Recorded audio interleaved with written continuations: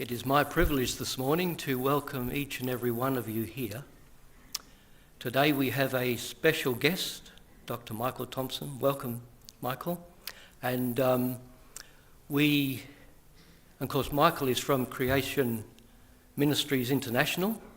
And I would like to welcome our online viewers, those who are on live stream right now. Welcome here. And Michael, we'll hand it over to you. Yeah. God bless.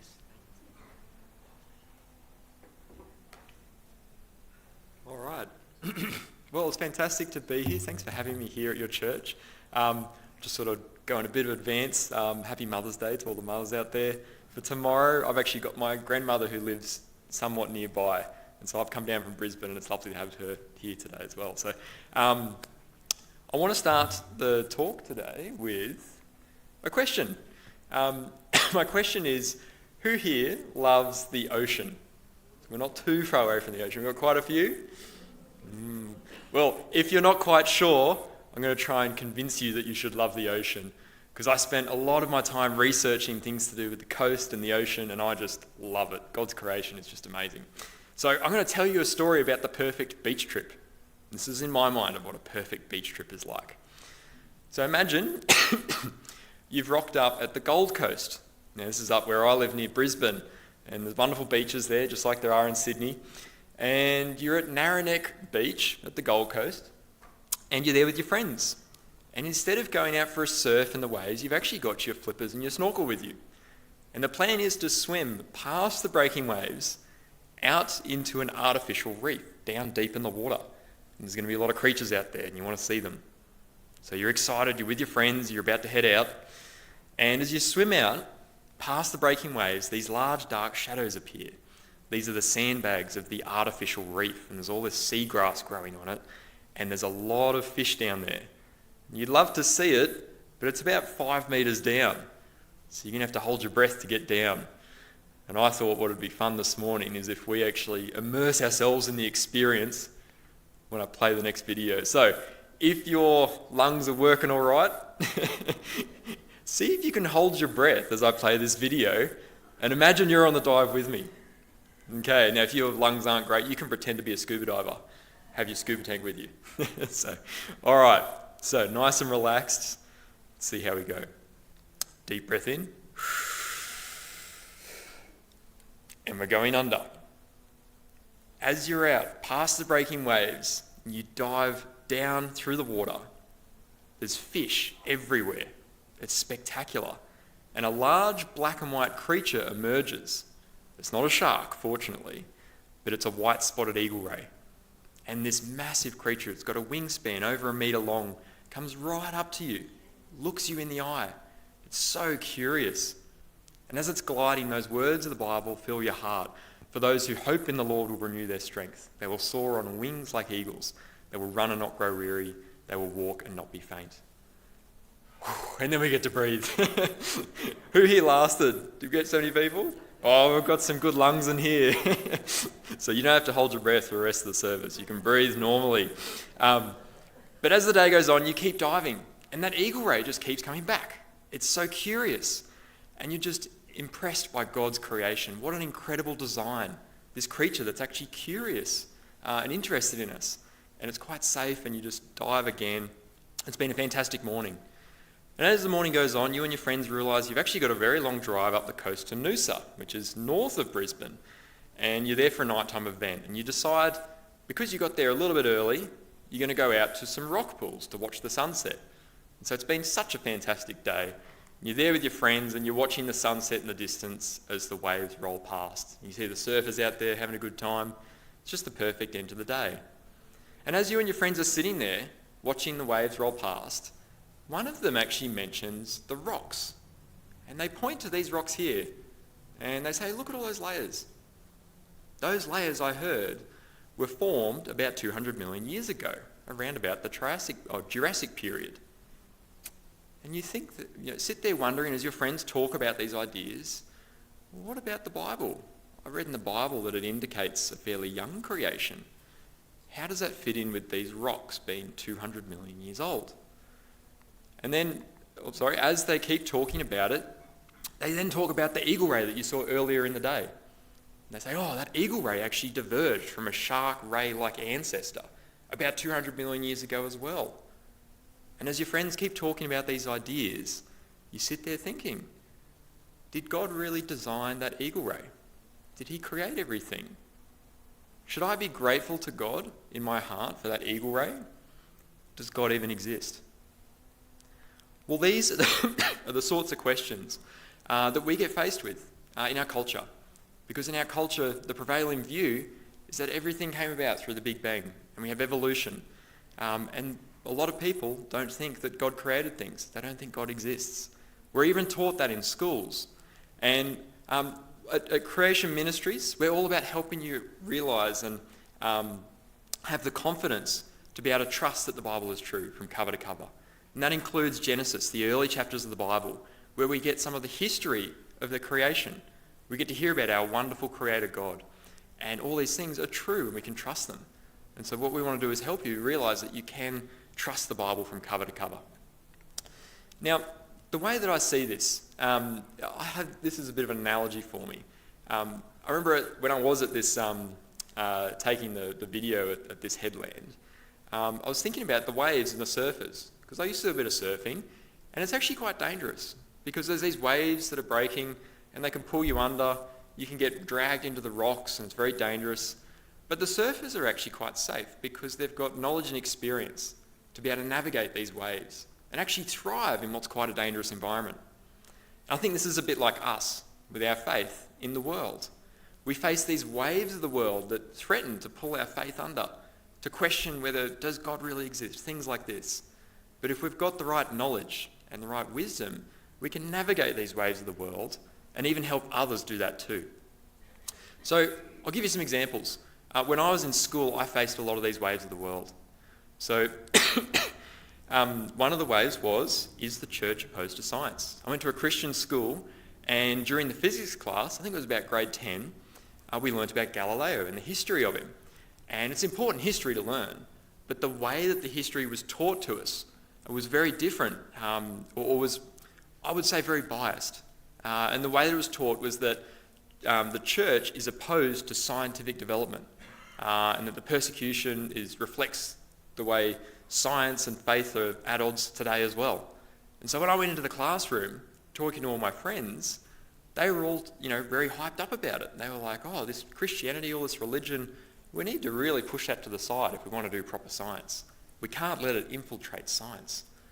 I thought, how do I think about that? I love God and I love science. And they don't think that can be the case. So that's one wave of the world I was faced with. You might have had this wave of the world in another area of life. Could have been at school, at uni, or family, or colleagues. Another wave of the world, is the Bible wrong about the age of the earth? I learnt about carbon dating in school, and I love mathematics. You give me a formula, and I generally trust it. I go, oh, cool, I can get numbers out. But the formulas we got, when we put the numbers through, we got years of tens of thousands of years. And I was thinking, does that fit with the biblical timeline? And the Bible seems to indicate about 6,000 odd years ago when everything was created. And if we're getting carbon dates of tens of thousands of years, does that make sense? Another wave of the world. And then in a, we had it was called Christian Studies, a class at my school. It was a very academic school, even though it had a Christian label, and still a wonderful school. But they actually had one class where we sat down and watched a full documentary on Richard Dawkins and his book, The God Delusion. And he talked about all the ways that Christianity is like a cancer on society, and that we need to get rid of Christianity and all these religions and just believe the secular humanist views. And so walking out of the classroom, again, my friends were all passionate about this. They're like, he's right. We can't let Christianity infiltrate our society and ruin things. Another wave of the world, how do I deal with that? How do I deal with those waves of the world? How do you deal with these waves of the world? Well, the Bible says to be prepared. It says always be prepared to give an answer to everyone who asks you to give the reason for the hope that you have, but do this with gentleness and respect. We have a fantastic challenge before us. This is incredible. We get to give people the reason for why we believe in Jesus, the hope that he gives us for eternal life, for salvation, forgiveness. We want to be able to share that with people And if things get in the way of that, we want to help people with gentleness and respect to be able to understand that there aren't issues in between. Like, you can understand the science and the Bible, and it's not a blocker to their faith. And if we look at the data, it actually shows that this science and evolution issue is actually one of the biggest belief blockers for people.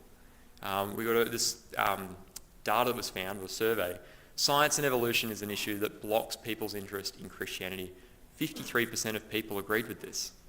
So in our culture, this is one of the big questions people have when they're thinking about, should I put my faith in Jesus? Can I trust the Bible? Does he really exist? Is it all true? So if we can answer these questions, if we can help people along the way as they're questioning about this, well, we can lead them towards a relationship with Jesus. And God can work in their heart. Isn't that special? So at Creation Ministries International, CMI, that's what we're all about. We're helping you equip you with knowledge to defend your faith, but also to evangelise to others effectively, to help people get closer to Jesus and have a relationship with him.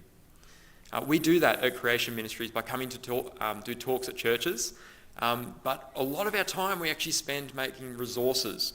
We've got articles online, we've got books, we have a magazine, which is probably our best resource. These resources we find are where we get the most impact in our ministry, so we spend a lot of time doing that, as well as coming to churches to talk. We've also got YouTube and social media. We've had some fantastic interviews recently. And then creation.com, our website. These are many of the ways that we equip the church, equip people to be able to defend their faith when they have these questions about science and the Bible.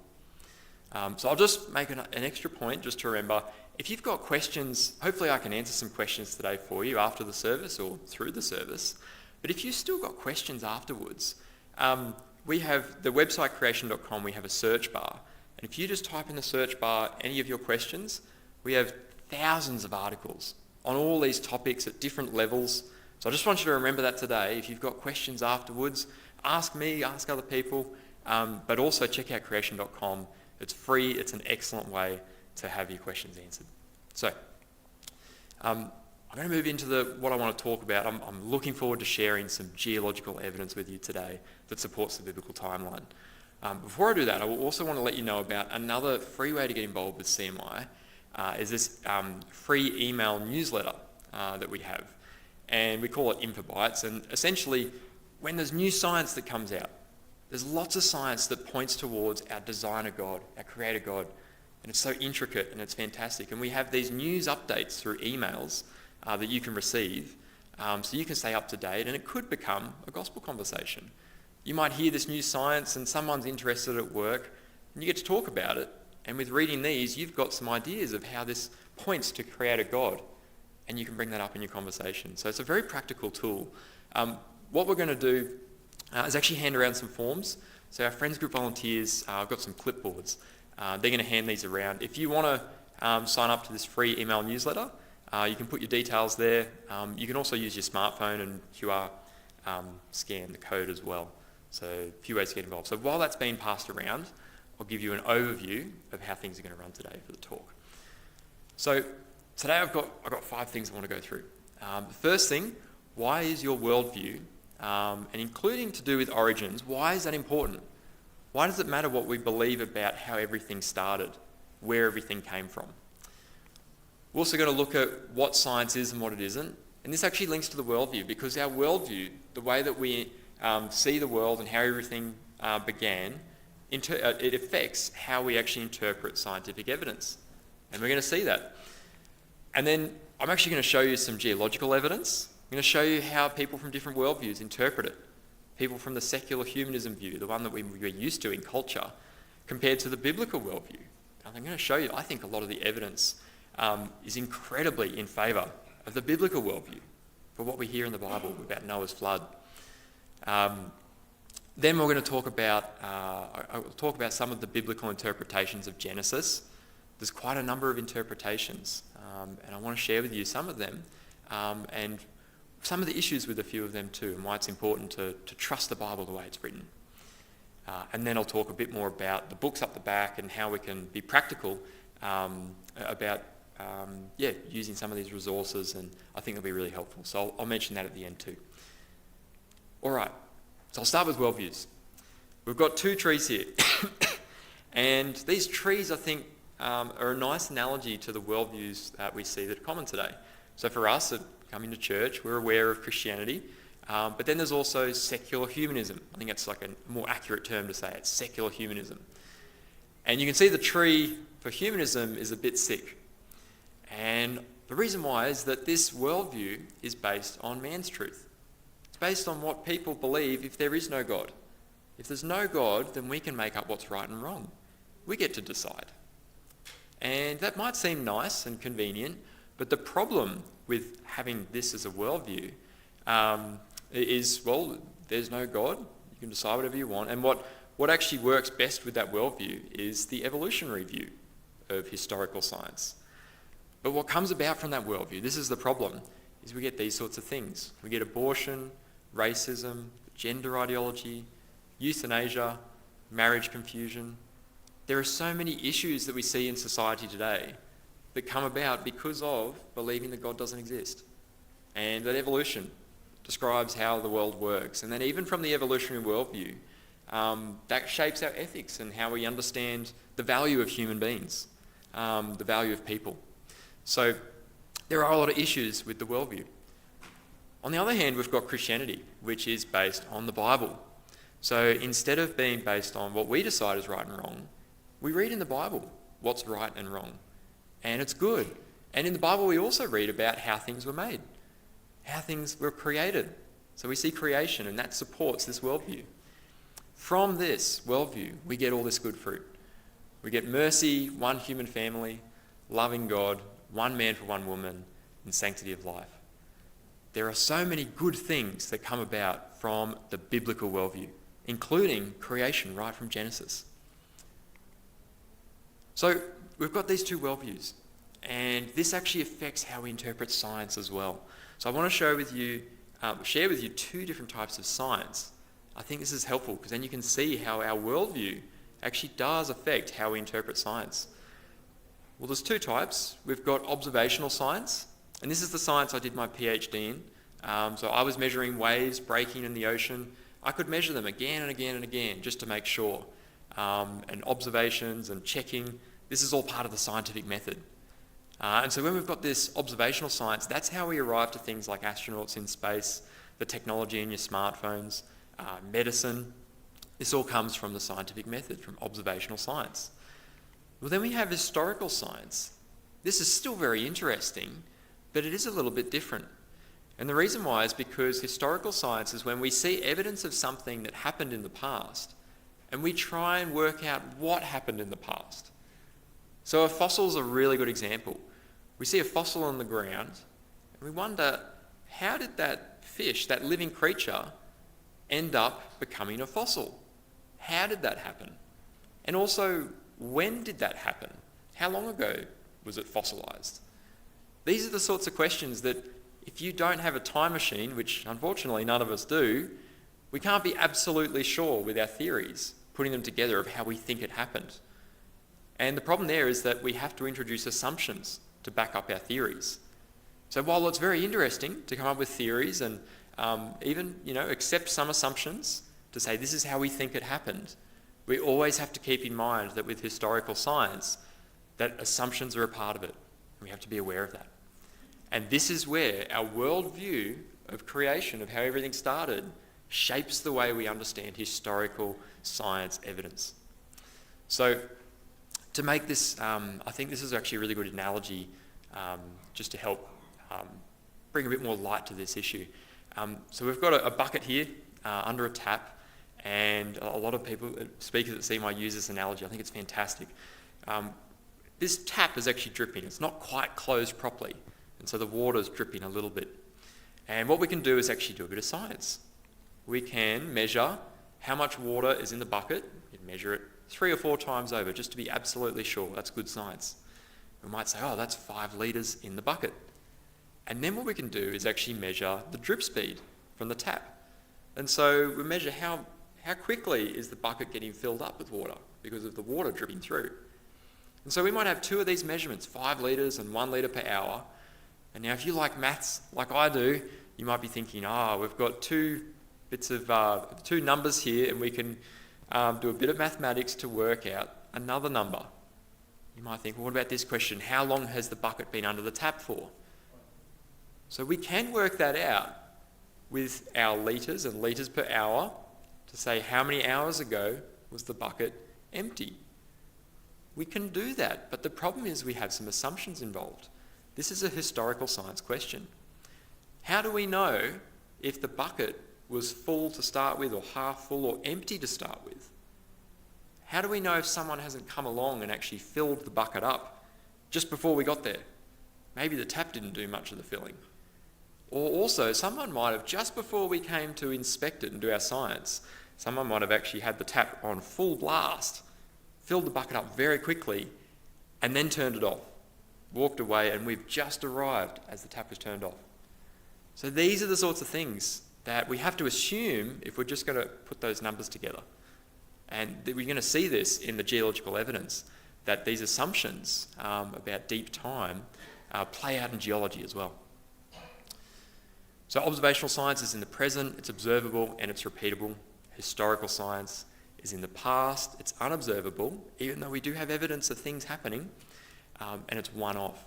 So there's assumptions that we have to use to come to our conclusions. So let's have a look at how this works with some real evidence. And so one of the fantastic evidences we have of something happening in the past is fossils. I find them very fascinating. I've actually done some fossicking in Brisbane, near the area where I live, and I've found some petrified wood where trees have been turned to stone, and I look at it and I go, how did that form? I wonder how it formed. It makes you question things.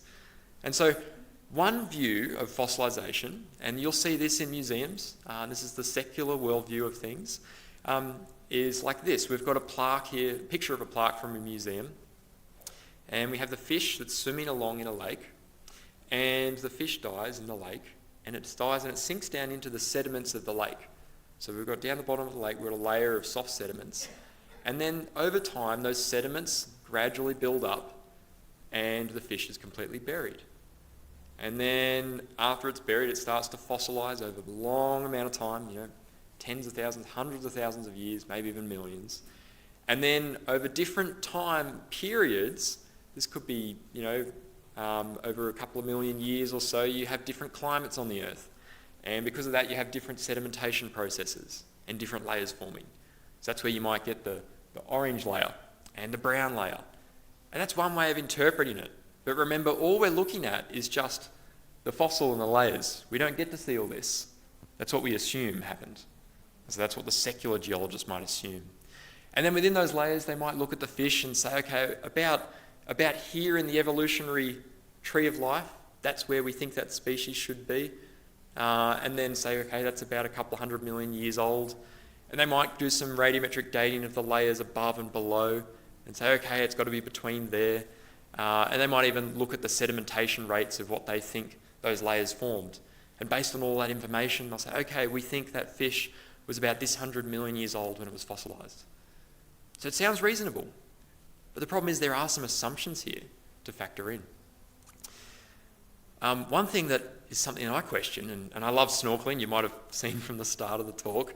I actually went snorkelling right on the border of New South Wales. There's a place, New South Wales and Queensland, there's a place called Coogin Creek at Kingscliff. And I love going snorkelling there. It's a crystal clear creek. And there's actually a fish gutting station. So the fishermen catch their fish, and they get their fillets, and then they throw the scraps in the water. You'd think the water would be filthy, because every day they throw dead fish into the water. And what happens, I actually got in to film this. We've got a dead fish here. It doesn't last very long. There are predators. There's all these bream. There's probably, must be close to 1,000 of them that just sit there every day waiting for the fishermen to throw the scraps in. And so we've got predators. But when we've got fish that are dead, creatures that die, even on the land as well, you'll see this. Things are fairly clean because predators come along and clean it apart. And then even those bones, the skeletons, I've looked around on the seafloor and you'll get some skeletons occasionally, but then the next week you go snorkelling, they're all broken apart and they're spread around, the tidal currents move it around, and then they bump into things and they decompose. Things don't last long enough to be fossilised over gradual time. So instead, I think this actually makes a lot more sense of the evidence. We have, we've got a bit of a cartoon here to explain it. We've got a fish swimming along, and unfortunately for the fish, we have rapid burial. Huge amounts of sediment that bury the fish very quickly. And unfortunately for our poor fish, it's trapped in all that sediment. But the key here is because it's trapped in that sediment, the predators can't get to it. It's sealed. It's done very quickly. And the layers can even form very quickly too. The other thing is when it's trapped like that, you don't have as much oxygen and things to help the decomposition process. So fossilization can happen this way. And we get a fossil. So I want to show you this one. This is a real fossil. So not just a cartoon. And this is actually really good evidence of rapid burial. You might be thinking, where's the evidence? Why is it rapid burial? Well, this is an ichthyosaur fossil. They were like a dolphin-like creature. And if you look carefully, we actually know it's a female ichthyosaur because it was fossilized in the process of giving birth to a baby ichthyosaur. You see that little baby ichthyosaur there. And so put this into context of the secular geology model. The ichthyosaur swimming along and it dies while giving birth. The fish, the little baby ichthyosaur is going to swim away. But you need rapid burial for it to be captured in that moment and preserved in that moment. So I think rapid burial makes so much sense of the fossilization process. Now, some people might go, well, that's okay, sure, you've got an idea about fossilization that might work a little better. But what about all the other evidence in geology? What about the layers? They seem fairly significant. I was actually just at up near Woy Woy, some of the sandstone. I love the sandstone here. And you see layering. I saw like little bits of almost like shale in between layers of the Hawkesbury sandstone. And you look at this layering and you go, I wonder how that layering occurred. That a lot of people say that it must have happened over millions and millions of years.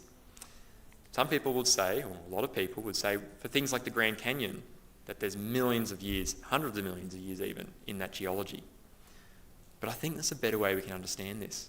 We actually have some evidence recently to show that layering can happen very quickly. And so here we've got Mount St. Helens volcanic eruption in 1980, and that's 10 seconds after the eruption. And you can see all those clouds of sediment and ash and things. It's just going to bury a lot of things very quickly. It's a very violent, catastrophic event. And here we've got a canyon, and I don't know if you can see, but there's a little person there. I got a little laser. You see the person there for scale. So it's quite a large canyon. It's not the size of the Grand Canyon, but it's a reasonable size. And a secular geologist, if they didn't know about, the recent events that happened, it would seem quite reasonable to actually go up to the top of the canyon and measure how quickly the sediment is building up over time. It might take a decade to get enough measurements to work out how quickly that sediment's building. And now they've got that rate, like the tap. They go, okay, I've measured the rate. I can use that rate backwards in time to work out how long all that sediment took to build up. And you might think, that's how all the layers got there. So that seems like a reasonable approach. But the problem is, when you actually know the history of this, they're the wrong assumptions. So the eruption happened in 1980 in May, and then there was actually this pyroclastic flow not too long after, and all those layers in that midsection were formed during this pyroclastic flow very rapidly, all together. And then we have mud flow from a secondary eruption later on the top surface. So we've got all these geological layers present, and they happen very rapidly. Now you might think, okay, well, maybe the layers could happen that way, but what about the carving of the canyon itself? So in my field, I did my PhD in coastal engineering, and we worked with sedimentology and how sediment moves and how it's eroded, how the water takes the sediment away from beaches. And one thing we might do for this example is, if I didn't know the history of this place, I might walk down to the little creek and actually measure how quickly is that creek eroding, how quickly is it digging away at all the soil and all the rock there. And I take that rate and I cast it back in time and say it would have taken this many tens of thousands or hundreds of thousands of years for that little creek to erode out the whole canyon from a flat surface. That's one way of looking at it. But again, this canyon was formed rapidly. One day from the Mount St. Helens eruption carved out this whole canyon. So it was very quickly. So what happened is it's carved out quickly, and then you get a bit of rain later, and after the canyon's already formed, then you get a little creek down the bottom. And so you can see how the assumptions we take into measurements and rates and saying how that happened in the past can actually change how we understand geology. So I think when we see these layers, I think if anything, it's evidence of the global flood. So we've got our global flood that's mentioned in the Bible over about a year's time, about 12 months, and you'd have enormous currents covering the whole globe, tearing apart all the rocks, redepositing them in thick sediment, and it's probably some of the best models I think show that it's an episodic sort of flood, so you've got layers and layers and layers built in as the flood pulses and rises. I think this makes so much sense from a flood modelling perspective of all the layers we see in geology. So we've got fossils that point towards what I think the evidence of the global flood in the Bible and the layers. There's one more thing in geology that people, I think, tend to have a bit of an issue with. And they say, but what about the rocks themselves? Can't we just measure the rocks and say that's how old they are? Can't we just do that? Well, radiometric dating is a very common method. Geologists use it a lot today. And we actually, this rock here was radiometrically dated. And what they found in the laboratory, and this is just based on the ratio of parent-daughter isotopes, this was potassium-argon dating, I believe, for this particular experiment. And they found this rock, and it was dated to 350,000 years old. So it's a very, very long time. And then they actually looked at some of the minerals inside the rocks as well and dated them using the same method. And they found that the minerals had dates of 900,000 years old, 2.8 million years old. So there's a lot of variation here. Now you might think, oh, well, hang on, maybe those minerals formed in the magma a lot earlier, and then over a long period of time, eventually they were collected into the lava as it comes through the volcano and solidified later. So that's a plausible way to think about it. And you might say, oh, well, maybe you can say the minerals did actually form at different times. Even if that's plausible, the problem is that rock actually came from the Mount St. Helens lava dome. It was only 10 years old. We actually knew the date of that rock. And so all those methods, actually the assumptions of casting the rates at which a radiometric decay back in time has to be questioned. Now, there's more to this issue. There's more interesting things. We've actually got a book called Evolution's Achilles Heels. I've actually lent it to there's a guy who's doing geology. He's finishing his PhD at my university that I went to. And I actually caught up with him. He's got the secular worldview of things. But we had a long chat about this. He was very fascinated. I actually let him borrow my Evolution's Achilles Heels book. So he's reading through that right now. It's got a great chapter on radiometric dating and how to understand it. So I encourage you, if you're interested to go deeper into this topic, that's a fantastic resource for that topic there. We have I think a nuclear physicist who did the chapter on that. So it was very helpful. Geologically, I think we have so much evidence to trust the biblical timeline and Noah's flood. I think it's fascinating. So I think it's good to go through some of the scientific evidence, but I think it's also great to go through the Bible. At the end of the day, what really matters for us is, do we trust God's word? What does God's word say? What are we putting our trust in? It's important we understand that. So what I'm going to do, I'm just going to flick through this to get to here. We're told in the Bible, the way when we read it, it says that everything was created in 6 days. Now some people might, you might have heard this from other people. They say, well, maybe the days weren't days. Maybe they were much longer periods of time. Or maybe the whole account itself in the early chapters of Genesis was more mythical. And maybe there's a bit of history, but it's symbolic more than actually true history. I remember when I was in university, and I was a Christian, my Bible study leader at the time, very intelligent guy, doing a medicine and things like that, he challenged me to say, when you're evangelizing to people, why don't you tell them that it actually doesn't matter so much what you believe about whether it's 6-day creation or theistic evolution or old ages like the Big Bang. just tell them, you know what, it doesn't matter what you believe about that. Just go straight to Jesus and tell them about Jesus. And for a while, I actually took that approach. I thought it was wise. I think the mindset behind it, of, putting Jesus first, it makes sense to me. I think there's some good things behind the mindset, but I realised later that there are some serious problems with this approach, with not taking the Bible seriously right from the beginning. People want to, when they're thinking about whether they're going to put their faith in God, there's some big claims that the Bible's true from cover to cover. And if we're giving them these options that aren't consistent with that, I think there's some problems. So I want to show you some of the problems that I think are with some of these other views. Even though there are Christians who believe these views, I think it's an issue. One passage that people often point to is 2 Peter 3 verse 8, which says, "With the Lord a day is like 1,000 years, and 1,000 years are like a day." Some people might say, well, that means if we go back to Genesis, we can say, well, the days in Genesis could have been thousands of years, or maybe it's just saying a very long time. We can fit billions of years in there if we really want. And that's how some people interpret it. But this passage isn't talking about the Genesis and creation. It's talking about God's perspective of time and how it's different to us.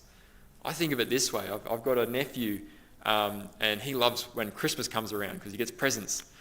And when Christmas is on its way, he might go, oh, Christmas is going to be feels like Christmas is months away, even though it's only a couple of days.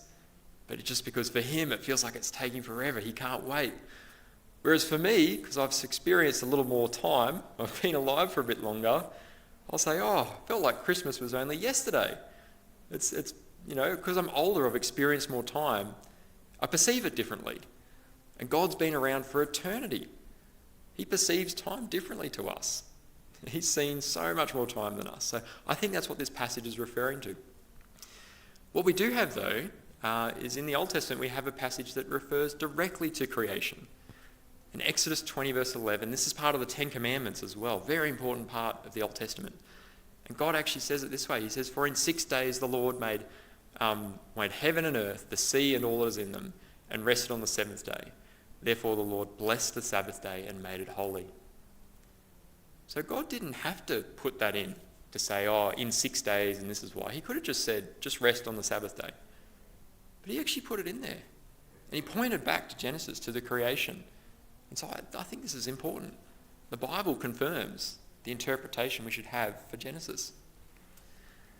When we actually look at Genesis itself, we see the wording. We've got day one, and then a second day, third day.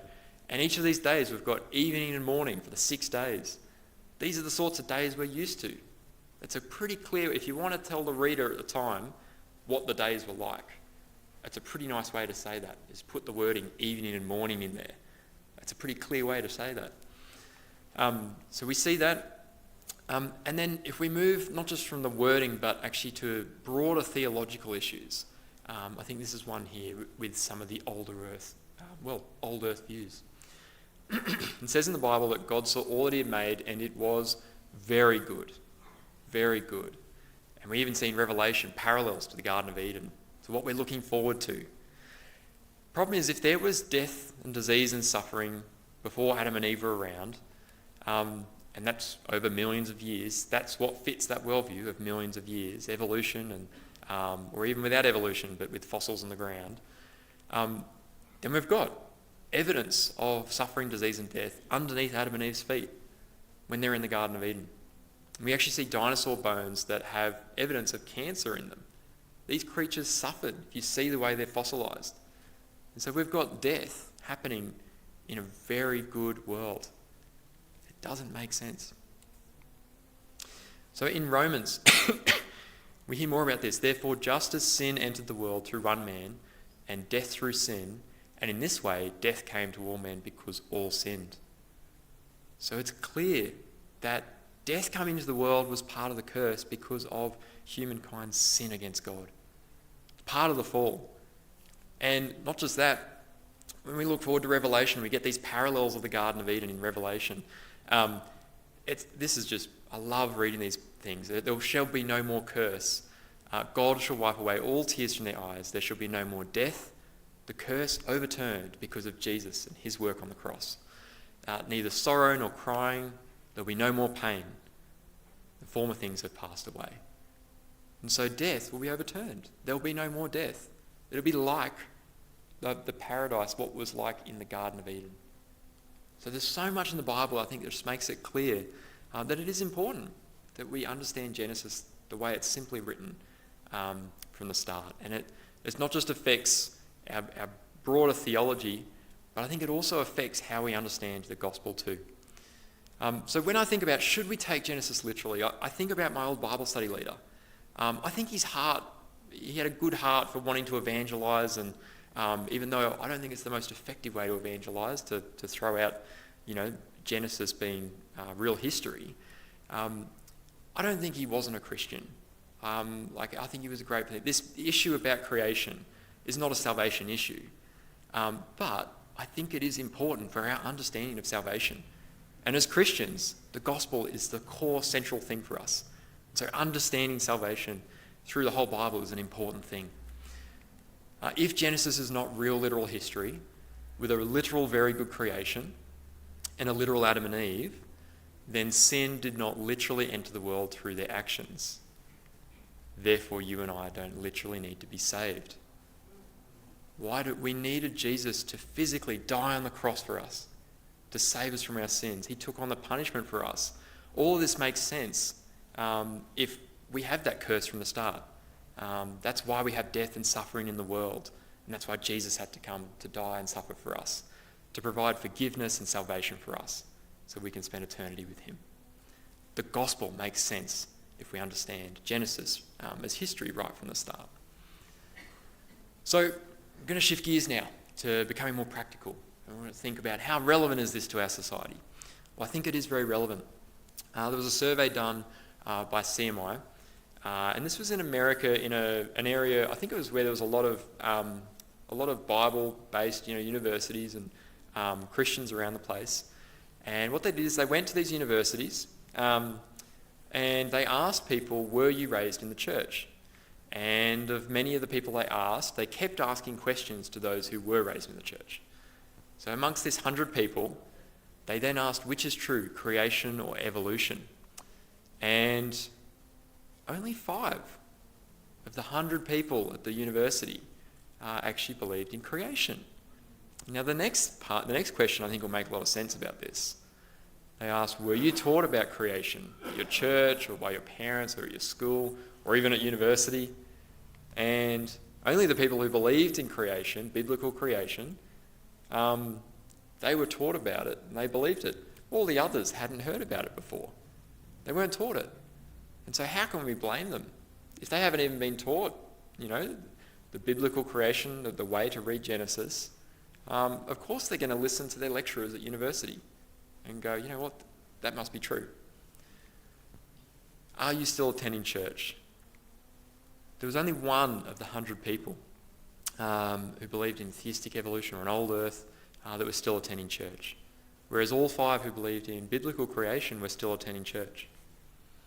So I think this is pretty clear evidence. Now, this isn't to say that if you bring your kids up on biblical creation, that it's going to guarantee their salvation. That's between them and God. It's, God's at work. But what it does show, I think, is that when we read our Bibles, trusting the Bible, trusting what it says and holding firm to God's word, including creation, does matter. And it's important for our faith. How we hold firm to our faith when we face the waves of the world that come our way. So I think this is an important issue. We're told to be prepared, to give the reason for the hope that you have. So practically, how can we do this? Well, I'm going to show a little video just to give you some 2 more copies of this and my work is done for the day.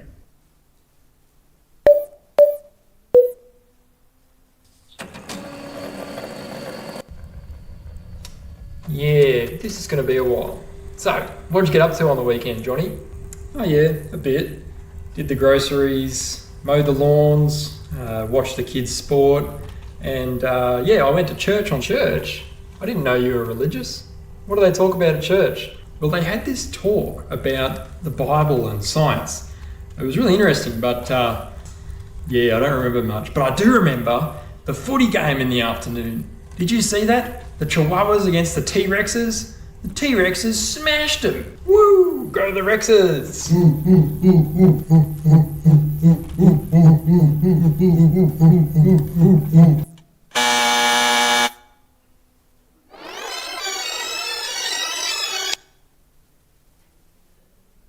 So, what did you get up to on the weekend, Johnny? Yeah, I went along to church and I learned about how science doesn't contradict the Bible. Doesn't contradict? I learned in high school that the rocks were like millions of years old. Doesn't that mean the Bible is wrong about 6 days and all that? I thought that too, but it turns out that the rocks aren't millions of years old. Instead, Noah's flood happened, which covered the whole world in water and laid down the rock layers within about a year. There's actually this book I've been reading from them, which is written by a scientist, and it talks all about it, including things like the Grand Canyon. Huh, I've never thought about it like that before. Well, I've actually got a magazine in my car written by the same people, and it's got an article about the Grand Canyon written by a geologist. I've already read through the whole thing, so I can just give you my copy of the magazine after work if you want. Okay, yeah, why not? Thanks for that.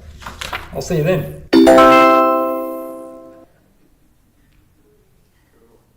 So aren't you glad I'm not a actor?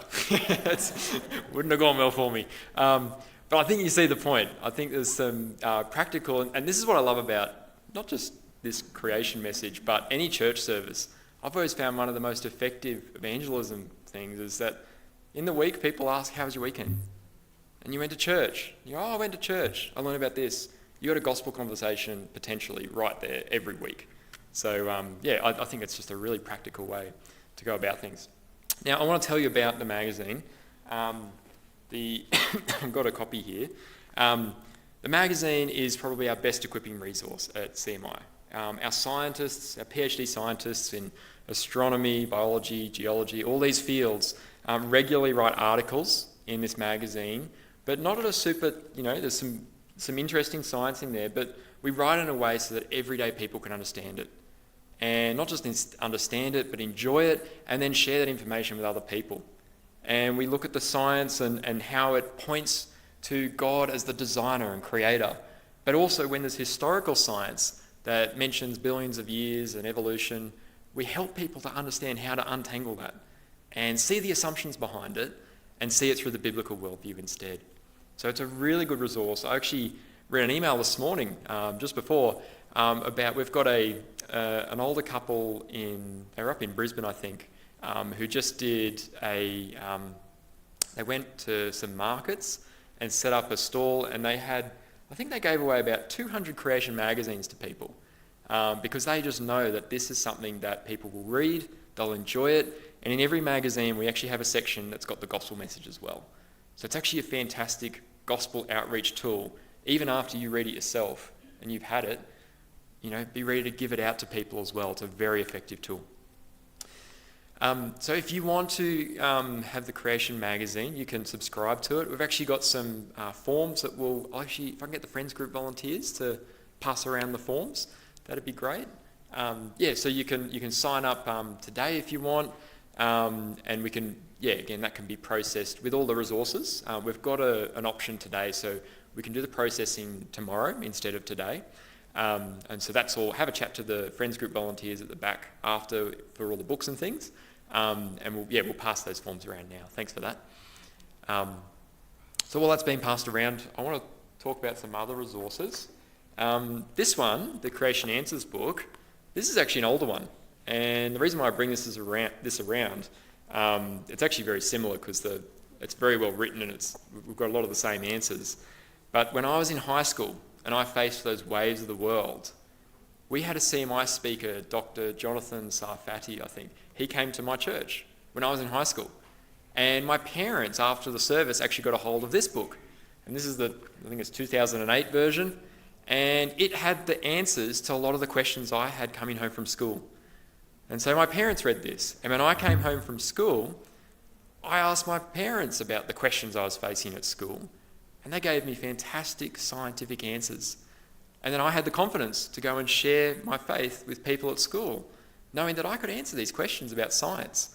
And even if I didn't know every question, I know I could go back, read my resources, and I had those answers. So this is a very practical tool, and it's actually made a big difference in my life too.